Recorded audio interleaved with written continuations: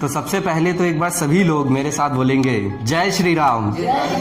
सियापति रामचंद्र की, सियापति रामचंद्र की, सियापति रामचंद्र की, पवन सुत हनुमान की। दीपावली का त्योहार इसलिए भी हम लोग के जीवन में एक विशेष महत्व रखता है क्योंकि इस त्योहार के जरिए हम लोग बहुत कुछ अपने जीवन में सीखते हैं। आपने जैसा कि जाना होगा कि पिछले एक साल में हम लोग ही देश पे नहीं बल्कि पूरे विश्व पे बहुत ही बड़ा एक संकट आया था।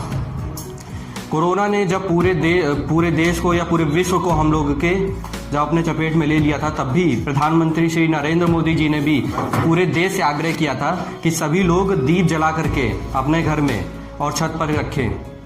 तो दीप किस चीज़ का प्रतीक है? दीप जब हम लोग आशा का प्रतीक है। जब भी हम लोग निराशा से घिरे होते तो दीप उस चीज़ का प्रतीक है। दीप हर्षोल्लास का प्रतीक है। तो इसीलिए हम लोग का दीपावली का जो त्यौहार है वो कुछ विशेष महत्व रखता है हमारे हिंदू जो लाइफ में। प्रभु श्री राम जी को अगले दिन राज्याभिषेक होने वाला था, तो उन्हें 14 वर्ष का वनवास मिल जाता है। 14 वर्ष का वनवास मिलने के बाद जब वो 13 वर्ष वनवास के पूरे कर लेते हैं, 1 साल बचा होता है केवल वनवास को पूरा करने में, तब रावण जी उनका सीता जी का हरण कर लेते हैं। सीता जी का जैसे ही हरण होता है उस समय प्रभु श्री राम के पास, कभी आपने सोचे हैं क्या ऑप्शन थे? उनके पास 2 ऑप्शन थे। या तो वो जाकर के जो भरत थे, जो अयोध्या के राजा थे, उनसे जाकर के सहायता मांगते, और या तो दूसरा काम वो ये कर सकते थे कि जो कुछ भी उनके पास था उसी से वो लोग माता सीता की खोज को शुरुआत करते। उन्होंने क्या किया? उन्होंने दूसरा विकल्प चुना।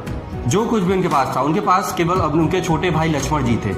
उन्होंने अपने छोटे भाई लक्ष्मण जी के साथ मिल करके माता सीता की खोज स्टार्ट की और वन भटकते रहे। तो सुग्रीव जी से मित्रता हुई और फिर उन लोगों ने माता सीता की खोज शुरुआत की। समुद्र पे फिर उन्होंने पुल बनाया और लंका पे चढ़ाई की। अंत में प्रभु श्री राम जी की रावण पे विजय होती है।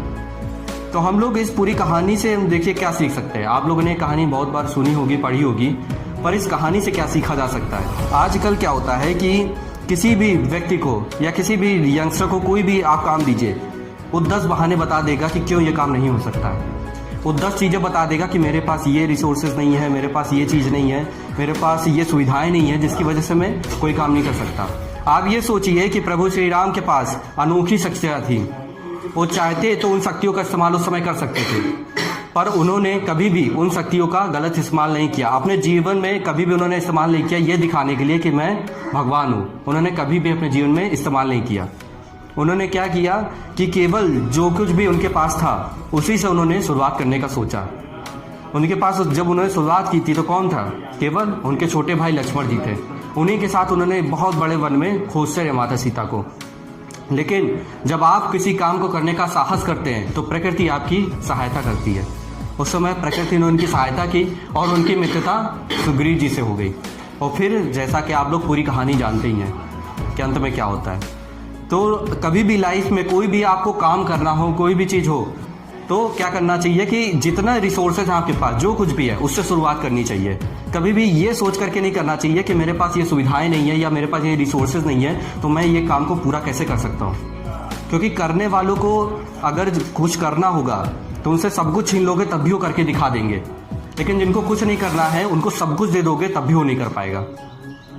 तो लाइफ में कोई भी लक्ष्य हो, आपके जीवन में कोई भी दिमाग में चीज़ हो और आपको ये लगे कि काश मेरे पास ये चीज़ होती तब मैं कर लेता, तो ऐसा कोई भी फैक्ट नहीं है। करने वाले बिना सब कुछ उनसे ले लोगे तब भी वो करके दिखा देंगे। आजकल तो क्या है, पढ़ाई में भी किसी बच्चे पढ़ाई करने कह दो तो वो 10 बहाने बता देगा कि मेरे पास इजी नोट नहीं है, मेरे पास पेन नहीं, कॉपी नहीं है। वो 10 बहाने बना करके पढ़ाई भी नहीं करता है। तो क्या करना है कि लाइफ में बहानों से ज़्यादा काम पे फोकस करना है। ठीक है, जब प्रभु श्री राम जी वन गए थे तो केवल राम जी बनकर गए थे, श्री राम बनकर गए थे, लेकिन जब वो वापस आए तो मर्यादा पुरुषोत्तम श्री राम बनकर आए थे। क्यों? क्योंकि उन्होंने अपना पूरा जीवन इस तरीके से बिताया। वो 14 वर्ष जो उन्होंने बिताए वो मर्यादा में रहकर बिताए, बिना कुछ शक्ति का प्रयोग किए, बिना कुछ भी किए। तो इसी तरीके से हमें भी अपने लाइफ में इन सारी चीज़ों से, इंसिडेंट से कुछ ना कुछ सीखना चाहिए और लाइफ में अप्लाई करना चाहिए। त्यौहार तो हम मनाते ही हैं, लेकिन इन त्योहारों से क्या सीखा जा सकता है, क्या अपने लाइफ में अप्लाई किया जा सकता है, ये जानना बहुत ही ज़रूरी है। तो सभी लोगों को फिर से एक बार दीपावली के पर्व की हार्दिक शुभकामनाएं।